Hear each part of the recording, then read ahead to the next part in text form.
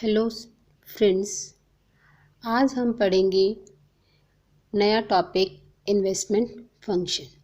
Basically investment होता क्या है, देखिए ये आपका वो टॉपिक है जिसको कि हम जनरल लैंग्वेज में हमेशा ये कहते हैं कि मैंने नया बिज़नेस शुरू करना है, मुझे कुछ पैसा चाहिए, मुझे इन्वेस्ट करना है, मुझे मतलब फ़लाँ बिज़नेस में इन्वेस्ट करना है, मुझे अपने गाड़ी पर इन्वेस्ट करना है, मुझे अपने घर पर इन्वेस्ट करना है। लेकिन हम इस वर्ड को इन्वेस्ट यानी निवेश, इस वर्ड को हम यूज़ तो बहुत करते हैं, लेकिन इकोनॉमिकल लैंग्वेज में इन्वेस्टमेंट का मतलब बेसिकली होता क्या है, आज हम ये स्टडी करेंगे। ये टॉपिक बहुत ही इम्पोर्टेंट है, कॉम्पिटिटिव पॉइंट ऑफ व्यू से भी इसमें से मतलब जो टाइप्स ऑफ इन्वेस्टमेंट है उस पर बेस्ड क्वेश्चन आ जाता है बहुत बार। और जो बीकॉम के बच्चे हैं या फिर बीबीए के स्टूडेंट्स हैं उसमें 2-2 नंबर में डेफिनेशन पूछ ली जाती है, इन्वेस्टमेंट को इफ़ेक्ट करने वाले फैक्टर्स पूछ ले जाते हैं। तो ये जिस बच्चे को इन्वेस्टमेंट का चैप्टर समझ आएगा उसको फिर आगे एमईसी और रेट ऑफ इंटरेस्ट का रिलेशन भी समझ आता है, क्योंकि एमईसी और रेट ऑफ इंटरेस्ट का रिलेशन जो है वो इन्वेस्टमेंट पर ही बेस्ड है। तो इसलिए इसको थोड़ा ध्यान से समझिएगा। तो इन्वेस्टमेंट बेसिकली जो इकोनॉमिकल लैंग्वेज में हम यूज़ करते हैं वो क्या होता है, कोई भी ऐसा एक्सपेंडिचर जो हम उन गुड्स और सर्विसेज को परचेज़ करने के लिए खर्च करते हैं जिससे कि हमारी डोमेस्टिक यानी कि हमारी अपनी इकोनॉमी की ओवरऑल प्रोडक्शन कैपेसिटी बढ़ती है। यानी कि जहाँ पर हमारी देश की अर्थव्यवस्था, हमारी जो अपनी इकोनॉमी जो है ना, जहाँ से भी उसकी प्रोडक्शन कैपेसिटी बढ़े, उस काम को करने के लिए जो भी हम खर्च करते हैं उसको इन्वेस्टमेंट कहा जाता है। जैसे कि मतलब कोई नया प्लांट लगाना, प्लांट मतलब पौधा नहीं है यहाँ पर, प्लांट का मतलब है कि कोई आप मैन्युफैक्चरिंग के लिए एक नया यूनिट लगाते हैं, कोई मशीनें खरीदते हैं, ठीक है ना, वो उन पर जो खर्च करते हैं वो इन्वेस्टमेंट आता है। तो बेसिकली इन्वेस्टमेंट जो है ना हम 3 तरीके से करते हैं इकोनॉमी में। एक होता है business fixed investment. Business fixed investment कि आपने एक बार बिजनेस में वहाँ पर पैसा लगा लिया, वो आपका लाइफ टाइम के लिए हो गया। जैसे आपने लैंड खरीद ली, ठीक है ना, लैंड पर जो कंस्ट्रक्शन पर खर्च कर दिया, ठीक। फिर आपने जो मशीनें खरीद ली, मशीनें भी मतलब काफ़ी लॉन्ग टाइम तक 8, 10, 15, 20 सालों तक वर्कआउट करती हैं, तो इसको भी कहीं ना कहीं हम एक फ़िक्स्ड इन्वेस्टमेंट का लॉन्ग टर्म का पार्ट मान लेते हैं। तो ये आपका आता है फ़िक्स्ड इन्वेस्टमेंट में। फिर इन्वेस्टमेंट और बिजनेस इन्वेंट्री। इन्वेंट्री का वर्ड जो है ना, इस वर्ड को कॉमर्स के बच्चे बड़े ध्यान से मतलब अच्छे से जानते हैं, लेकिन जो इकोनॉमिक्स वाले मतलब आर्ट्स स्ट्रीम के बच्चे उनके लिए थोड़ा सा नया वर्ड हो जाता है। देखिए इन्वेंट्री का मतलब होता है स्टॉक।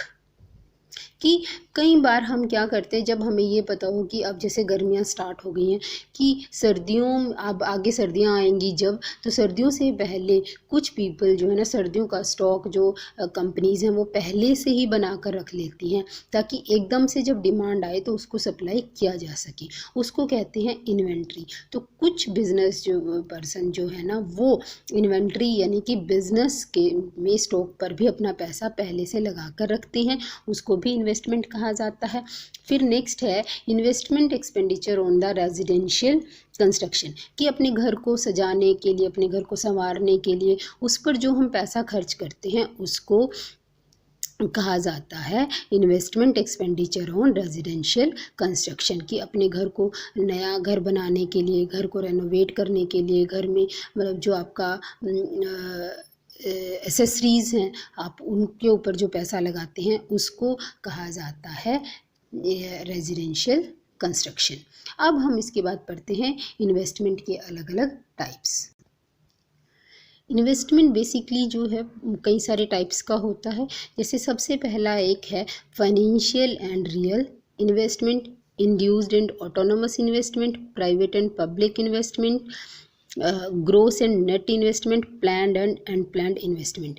ये वाले क्वेश्चन जो है बीबीए के स्टूडेंट्स के लिए और बीकॉम के स्टूडेंट्स को 4 मार्क्स के लिए बहुत बार पूछे जाते हैं। कम्पिटिटिव टेस्ट में इनकी डेफिनेशंस पूछी जाती हैं, और जो बीए के स्टूडेंट्स हैं उनके लिए फिलअप्स की फॉर्म में आ जाते हैं, या फिर 2 नंबर में डिफाइन करने के लिए ये टाइप्स जो है पूछे जाते हैं। ये मोस्ट इंपॉर्टेंट है, जनरली इन पर बेस्ड क्वेश्चन आता ही आता है। तो सबसे पहले हम पढ़ते हैं कि फाइनेंशियल इन्वेस्टमेंट होता क्या है।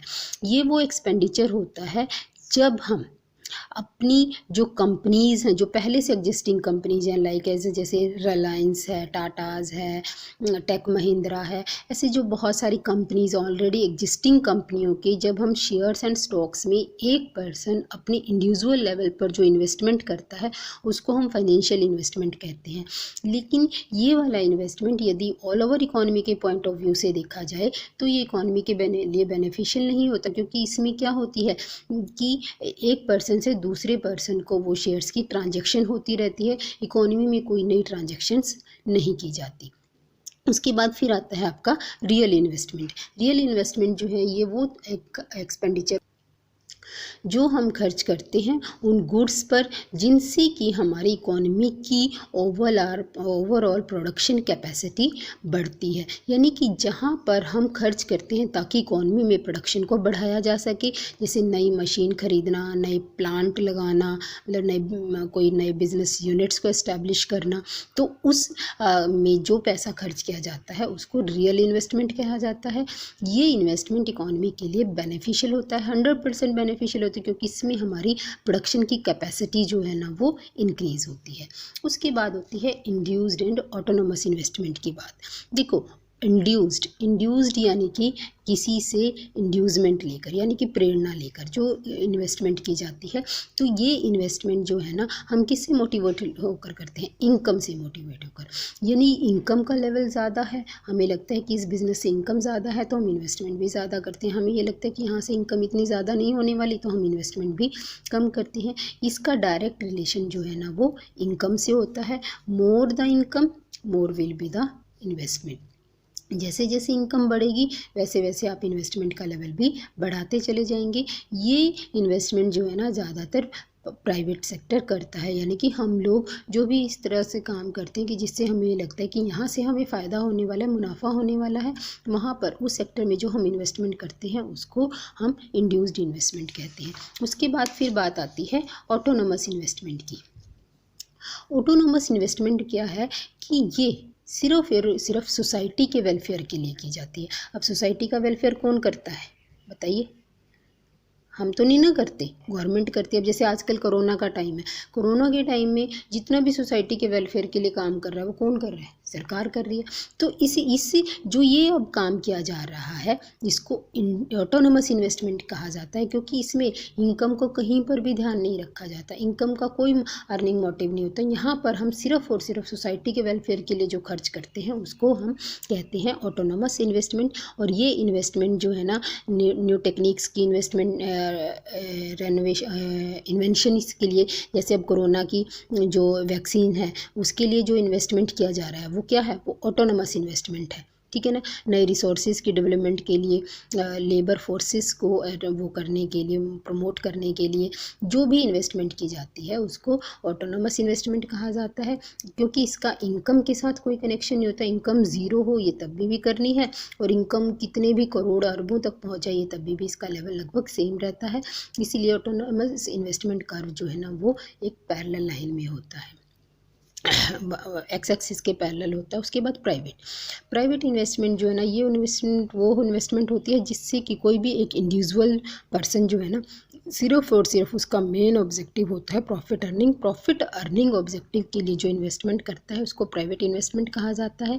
ये 2 चीज़ों पर डिपेंड करती है, रेट ऑफ इंटरेस्ट और MEC। इसके बारे में हम डिटेल में अपनी नेक्स्ट वीडियो में पढ़ेंगे। वैसे मैं थोड़ा सा बता देती हूँ कि यदि रेट ऑफ इंटरेस्ट ज़्यादा होता है तो हमें बैंक में ज़्यादा इंटरेस्ट देना पड़ेगा, तो हम बैंक से लोन कम लेते हैं, इसलिए इन्वेस्टमेंट का लेवल कम होता है। और यदि रेट ऑफ इंटरेस्ट कम होता है तो हमें बैंक से पैसा हम ज़्यादा बोरो करते हैं, तो यानी कि इन्वेस्टमेंट का लेवल बढ़ जाता है। उसके बाद बात आती है पब्लिक इन्वेस्टमेंट की। ये जो है ये ऑटोनॉमस इन्वेस्टमेंट की तरह ही होता है। इसमें सेंट्रल स्टेट गवर्नमेंट और लोकल गवर्नमेंट जो है ना सिर्फ और सिर्फ सोसाइटी के वेलफेयर के लिए या फिर इकोनॉमी के डेवलपमेंट के लिए जो पैसा खर्च करती हैं उसको हम कहते हैं पब्लिक इन्वेस्टमेंट। फिर है ग्रोस एंड नेट इन्वेस्टमेंट। ये बहुत इंपॉर्टेंट टॉपिक है। ये बहुत बार अक्सर आप देखेंगे एग्जाम्स में इस तरह का क्वेश्चन पूछा जाता है, what do you mean by gross investment, what do you by net investment, what is the difference between gross and net investment. ये क्वेश्चन बहुत बार पूछे जाते हैं। देखो ग्रोस इन्वेस्टमेंट क्या होता है? ग्रोस का मतलब होता है सारा, जो भी आपने खर्च किया, जो भी आपने इनकम अर्निंग के लिए खर्च किया, वो सारा का सारा आपका ग्रोस इन्वेस्टमेंट में आता है। इसके अंदर आपने जो नया मशीनों पर खर्च किया और जो आपने नई मशीन को लाया, पुरानी मशीन की जगह नई मशीन को इंट्रोड्यूस किया, वो दोनों इसमें काउंट होते हैं। यानी कि रिप्लेसमेंट इन्वेस्टमेंट और नेट इन्वेस्टमेंट। ये न्यू मशीन आ गई और ये पुरानी मशीन की जगह पर नई मशीन आ गई। ठीक है, तो इन दोनों को जोड़कर जो बनता है उसको कहा जाता है ग्रोस।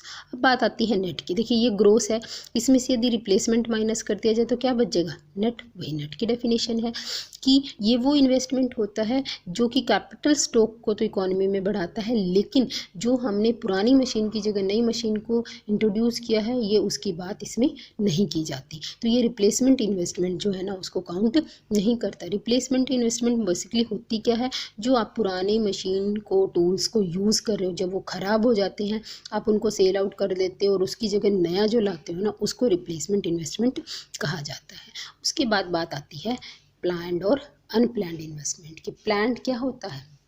इसको एक्स एंटे इंड्यूस्ड या फिर वॉलेंटरी इन्वेस्टमेंट भी कहा जाता है। ये वो इन्वेस्टमेंट होती है जो कि हम सोच समझकर इकोनॉमी में खर्च किया जाता है अंडर अ प्लान।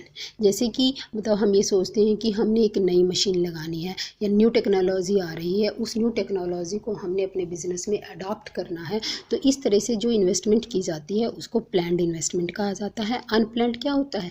अनप्लान्ड होता है कि अचानक से आप कोई प्लानिंग नहीं है लेकिन फिर भी आपको उस पर खर्च करना पड़ता है। अब जैसे ये कोरोना के टाइम है, कोरोना के टाइम क्या है कि मतलब अब हमें अपने लेबर जो है उनको पेमेंट भी करनी है और जबकि वो प्रोडक्शन भी नहीं कर रहे। अब आपके जितने भी सिंक फंड्स हैं वो सारे आप यहाँ पर यूज़ कर रहे हो। आपने कभी सोचा तो नहीं था ना कि प्रोडक्शन बिल्कुल ख़त्म हो जाएगा और आपको फिर भी अपने बिजनेस पे पैसा खर्च करना पड़ेगा। मतलब कि जो आपने लेबर है उस पर भी खर्च करना है, जो आपने अपनी फैक्ट्री के मेंटेनेंस पर भी पैसा भी आप खर्च कर रहे हैं। वो सारा क्या है? अनप्लान। जो अनसर्टेनिटीज़ की वजह से, जो लाइफ में अनसर्टेनिटीज़ आती हैं उसकी वजह से जो आपको इन्वेस्टमेंट करनी पड़ती है उसको हम कहते हैं अनप्लान्ड इन्वेस्टमेंट। उसके बाद अब हम पढ़ते हैं कि फैक्टर अफेक्टिंग इन्वेस्टमेंट की। जो आपकी इंड्यूस्ड इन्वेस्टमेंट है उसको इफेक्ट करने वाले फैक्टर्स कौन कौन से हैं? इंड्यूस्ड कौन सी होती है? जो कि इनकम से मोटिवेट होकर की जाती है। तो आपकी इंड्यूस्ड इन्वेस्टमेंट को इफेक्ट करने वाले बेसिकली फैक्टर्स हैं। एक है एमईसी और एक है मतलब आपकी रेट ऑफ इंटरेस्ट। इनके बारे में हम डिटेल में नेक्स्ट वीडियो में पढ़ेंगे क्योंकि ये एमएससी वाला चैप्टर जो है ना वहाँ पर बहुत अच्छे से है। अब हम पढ़ते हैं उसके बाद सोर्सेज ऑफ ऑटोनोमस इन्वेस्टमेंट की। ऑटोनोमस इन्वेस्टमेंट जो है उसको इफ़ेक्ट करने वाले फैक्टर्स कौन कौन से हैं, मतलब उसके मेन सोर्सेज कहाँ से हैं। ऑटोनोमस इन्वेस्टमेंट कौन करता है? बेसिकली ऑटोनोमस इन्वेस्टमेंट करती है गवर्नमेंट। हमें सबको पता है क्योंकि ये सोसाइटी के वेलफेयर के लिए, इकोनॉमी की डेवलपमेंट के लिए खर्च किया जाता है। अब हमें यहाँ पर जो सोर्सेज ऑफ ऑटोनोमस यानी कि पब्लिक इन्वेस्टमेंट, गवर्नमेंट के इनकम के सोर्सेज हैं ना उन्हीं को हम यहाँ पे डिटेल में स्टडी करेंगे। सबसे मोस्ट इम्पोर्टेंट है गवर्नमेंट का इनकम का सोर्स टैक्स। जितने ज़्यादा टैक्स होंगे गवर्नमेंट उतना ही पब्लिक इन्वेस्टमेंट पर यानी कि ऑटोनोमस इन्वेस्टमेंट का खर्चा ज़्यादा होगा। लोन, अब जब कई बार जैसे अब आजकल फॉर्म्स बंद हैं, प्रोडक्शन नहीं हो रहा तो टैक्स कलेक्शन भी कम हो रही है। अब टैक्स कलेक्शन कम हो रही है लेकिन गवर्नमेंट के खर्चे तो बढ़ ही रहे हैं।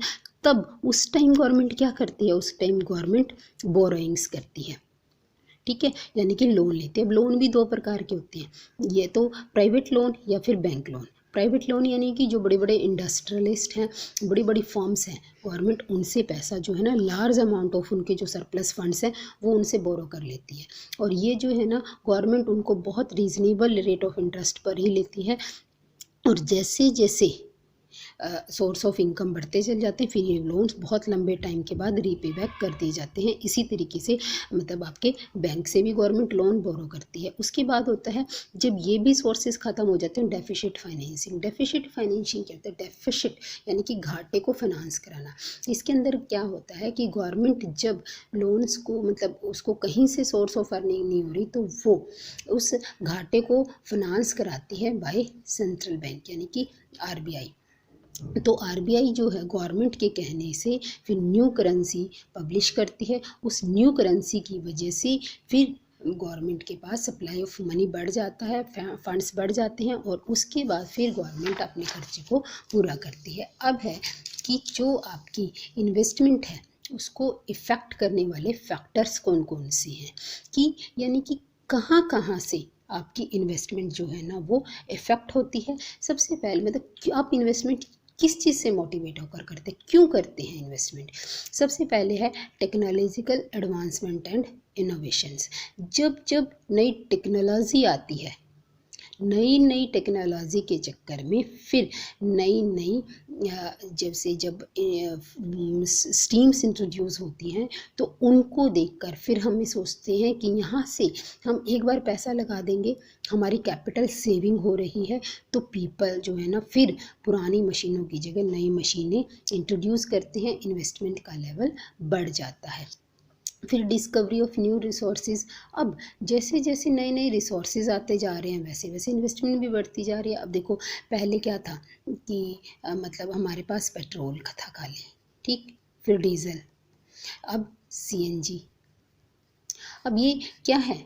नेचुरल रिसोर्सेज को हम नए नए नेचुरल रिसोर्सेज डिस्कवर कर रहे हैं और नए नए नेचुरल रिसोर्सेज डिस्कवर करने से क्या हो रहा है, फिर नई नई इन्वेस्टमेंट का लेवल बढ़ता जा रहा है। जैसे जैसे नेचुरल रिसोर्सेज में हम को नया नया खोज करते चले जाएंगे वैसे वैसे नई नई फिर इन्वेस्टमेंट के लेवल भी इम्प्रूव होते चले जाएंगे। उसके बाद फिर आती है आपकी गवर्नमेंट की पॉलिसी कि अब गवर्नमेंट की क्या पॉलिसी है, किस पॉलिसी के अंडर आप इन्वेस्टमेंट करेंगे, ठीक है ना। तो गवर्नमेंट की दो तरह की पॉलिसी होती हैं, एक मॉनेटरी और एक फिजिकल। मॉनेटरी पॉलिसीज यानी कि मनी की डिमांड और मनी की सप्लाई से रिलेटेड कि आरबीआई जो है ना किस तरीके से इकोनॉमी में मनी की डिमांड और सप्लाई को इफेक्ट करने की पॉलिसीज़ बनाता है। फिजिकल पॉलिसी की गवर्नमेंट की रेवेन्यू और एक्सपेंडिचर का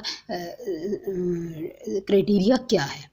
अब जब गवर्नमेंट चीप मॉनेटरी पॉलिसी यानी कि इजी लोन है, लो रेट ऑफ इंटरेस्ट पर लोन इशू कराती है, तो वहाँ पर जो है ना फिर क्या होता है, मतलब क्रेडिट एक्सपेंड हो जाती है, इन्वेस्टमेंट बढ़ जाएगा, क्योंकि मैंने अभी आपको बताया था रेट ऑफ इंटरेस्ट कम है तो इन्वेस्टमेंट का लेवल ज़्यादा होगा, ठीक है।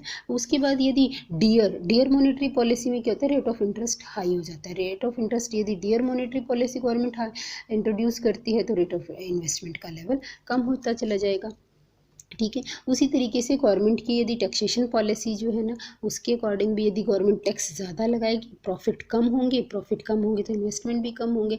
अब यदि गवर्नमेंट इसके अपोजिट क्या करती है, टैक्स रेट कम कर देती है तो हमारे प्रॉफिट बढ़ जाते हैं। बीइंग ए इन्वेस्टर यदि प्रॉफिट आपको ज़्यादा मिलेंगे तो आप इन्वेस्टमेंट का भी ज़्यादा वो करेंगे, क्या कि ये क्या है, इंड्यूस्ड इन्वेस्टमेंट हो जाएगा यहाँ पर, ठीक है ना। तो इस तरीके से गवर्नमेंट की पॉलिसीज़ जो है ना वो भी इन्वेस्टमेंट को इफेक्ट करती हैं। फिर बात आती है फॉरेन ट्रेड की। यदि आपको ये लगता है कि गवर्नमेंट ने फॉरेन ट्रेड से रिलेटेड पॉलिसीज़ ईजी बनाई हुई हैं, ठीक है ना, मतलब आप बड़ी आसानी से अपना फॉरेन कंट्रीज़ में बिजनेस एक्सपेंड कर सकते हो, तो वहाँ पर आप इन्वेस्टमेंट के लेवल को बढ़ाएंगे। और दूसरी तरफ यदि फॉरेन ट्रेड से रिलेटेड पॉलिसीज़ गवर्नमेंट की अच्छी नहीं है और वॉल्यूम ऑफ ट्रेड आपका डाउन चला जा रहा है तो आप इन्वेस्टमेंट भी कम करेंगे। फिर पॉलिटिकल एनवायरनमेंट कैसा है, यदि पॉलिटिकल एनवायरनमेंट सेम है, पीसफुल है और गवर्नमेंट की पॉलिसीज़ जो है ना एज इट इज़ हैं, आप उनको स्टडी करके अपना इन्वेस्टमेंट स्टार्ट कर रहे हैं तो डेफिनेटली आपका इन्वेस्टमेंट बढ़ेगा। लेकिन यदि कोई डिस्टर्बेंस क्रिएट हो जाती है और उसके बाद गवर्नमेंट जो है ना चेंज हो जाती है, फिर नई गवर्नमेंट आती है, नई पॉलिसीज़ बनाती है, हो सकता है वो आपके फेवर में हो या ना भी हो, तो वो आपके इन्वेस्टमेंट को एडवर्सली अफेक्ट करती है। इस तरीके से हम ये पढ़ते हैं कि मतलब इन्वेस्टमेंट जो है ना वो हमारा किसी एक फैक्टर पर नहीं बल्कि बहुत सारी चीज़ों के ऊपर डिपेंड करता है। आज हमने पढ़ा कि इन्वेस्टमेंट क्या है, इन्वेस्टमेंट के डिफरेंट टाइप्स क्या हैं, इन्वेस्टमेंट को इफ़ेक्ट करने वाले फैक्टर्स कौन से हैं। अब आप वीडियोस देखते रहिए। नेक्स्ट वीडियो में हम एमईसी और आर का रिलेशन पढ़ेंगे। ये मोस्ट इम्पोर्टेंट है, इस पर बेस्ड क्वेश्चन आता है। आप वीडियोस को ध्यान से देखिए, लाइक कीजिए, शेयर कीजिए, सब्सक्राइब कीजिए and be in touch. Thank you. Watch the next video on the topic relation of MEC and R.